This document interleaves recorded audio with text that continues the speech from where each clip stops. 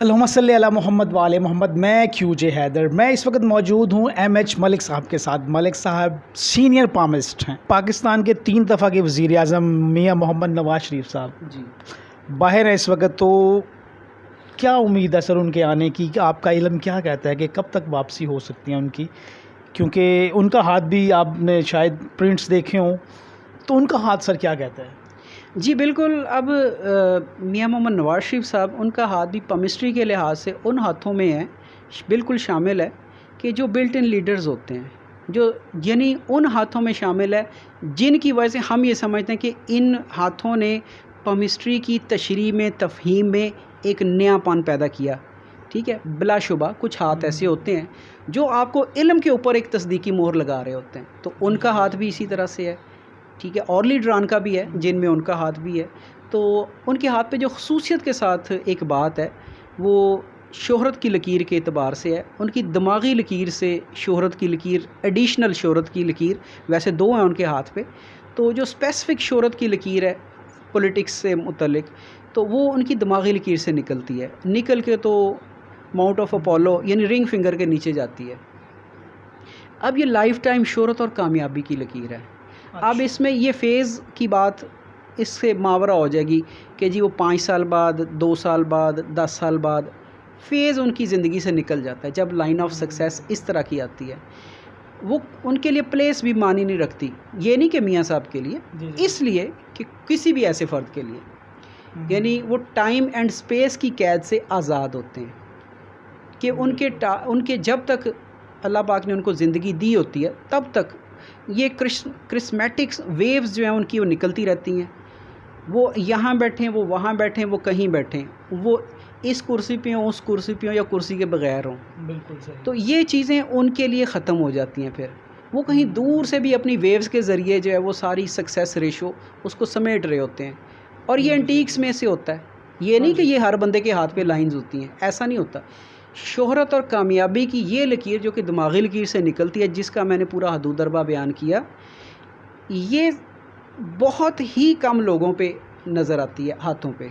ठीक है, और आप देख लें कि इस तरह की किस्मत जो है वो बहुत ही कम अफराद की होती है जो कि 3 दफ़ा निकाले भी जाएं, ठीक है, और फिर दोबारा से आ भी जाएं। ठीक है, और तीनों दफ़ा ही हालात इस तरह के हों कि लगता हो कि शायद ज़िंदगी में ये मुमकिन दोबारा ना हो सके। फिर ये कि उनकी जो पॉलिटिकल लाइफ है वो उनकी लाइन ऑफ लाइफ में से लाइन ऑफ लक निकलती है, जो कि एक फैमिली बैकग्राउंड से हट के अपना एक शख्सी ज़ाती तारफ़ और सोर्स ऑफ इनकम और अपना एक कह लें कि बिल्कुल एक मुख्तलिफ़ तारफ़ को शो करती है। क्योंकि लाइन ऑफ लाइफ में से जब लाइन ऑफ लक निकलती है तो अपने फैमिली बैकग्राउंड से बिल्कुल हट के एक नए अंदाज से परफॉर्म करने को और नए शोबे को अपनाने की तरफ इशारा करती है। तो जैसे हमने देखा कि इनका फैमिली बैकग्राउंड तो एक इंडस्ट्रियलिस्ट था। हाँ जी। ठीक है, तो ये पहले वो पर्सन थे जो अपनी सियासत में आए। जी जी। ठीक है, तो ये एक एंटायरली डिफरेंट फॉर्मेशन थी। तो जो उनकी लाइन ऑफ लक के साथ वो हमें नज़र आती है, लाइन ऑफ लाइफ में से निकलती है। ठीक है, एक ये इनके हाथ पे गैर मामूली बात होगी, दूसरी लाइन ऑफ सक्सेस की जो कि लाइन ऑफ हेड से चलती है। तो ये वो चंद चीज़ें हैं जो कि उनके हाथ को दीगर हाथों से एक फ़र्क डालने वाली होती हैं। बिल्कुल सही होगा। सक्सेस की बात कर रहे थे कि कितना सक्सेस है नवाज शरीफ साहब के हाथ में, कि 3 दफ़ा रहे इंडस्ट्रियल, यानी कि चले यहाँ से इंडस्ट्री से लेके और प्राइम मिनिस्टर तक पहुँचे, और फिर 3 दफ़ा किन किन हालात में रहे। मलिक साहब ने बड़ी खूबसूरत बात की है। और बड़ी देखें कि आप बहुत सारे मियाँ साहब जैसे इनकी वर्थ के या इनसे कम बेश थोड़े बहुत फ़र्क के साथ बेशुमार इंडस्ट्रियलिस्ट हैं पाकिस्तान में। हाँ जी, क्या वो सारे कामयाब पॉलिटिकल फिगर्स हैं? वजह क्या है? वजह यही है कि बहुत सारे ऐसे होंगे उनमें कि जिन्होंने अपनी फैमिली प्रोफेशन से हट के कोशिश की होगी, लेकिन किस्मत के धनी ऐसे नहीं होंगे जो कि मियाँ साहब लगते हैं कि जैसे उनकी लाइन ऑफ हेड से लाइन ऑफ लक निकलती है, माउंट ऑफ अपोलो पे आती है। ये किस्मत का धनीपन उनके यहाँ नज़र नहीं आता, वरना आप इन्हीं और बहुत सारी पर्सनैलिटी को आज देख रहे होते। जी जी, बिल्कुल सही, बिल्कुल सही। लक है जी, अल्लाह ताला की देन है। अच्छा सर, अगर आपकी इजाज़त से अगर दोनों हाथों का मुआयना किया जाए, खान साहब का और नवाज शरीफ साहब का, सर दोनों में से ज़्यादा लकी कौन है? देखिए, खान साहब की जो है वो ये होता है कि लाइन ऑफ लक, बेसिकली आप चाह रहे हैं कि लाइन ऑफ लक को एनालाइज़ किया जाए, यही बात आप चाह रहे हैं ना? जी जी जी।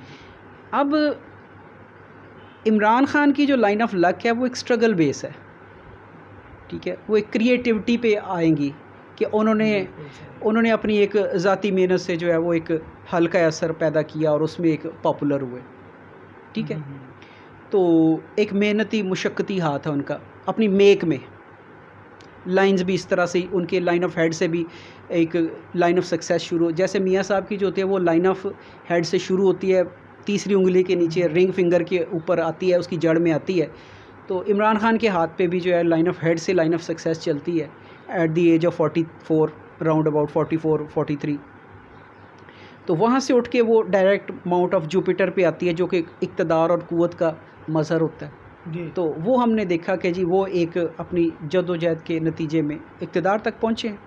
ओके, तो इसी तरह से मियाँ साहब के हाथ पे जो है वो आउट ऑफ द वे, जैसे लाइन ऑफ लक उनकी लाइन ऑफ लाइफ में से निकलती है, out of the way family background से हट के वो अपना असर दिखाती है। लेकिन किस्मत के धनी अगर कहेंगे तो नवाज शरीफ साहब को कहेंगे।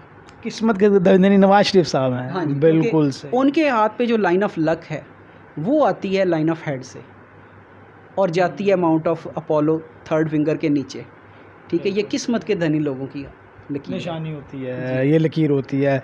बिल्कुल सर, ठीक हो गया, बिल्कुल ठीक हो गया। अच्छा सर, क्वेश्चन ये था मेरा कि वापसी का देखते हैं हम, नवाज शरीफ साहब की वापसी होगी पाकिस्तान?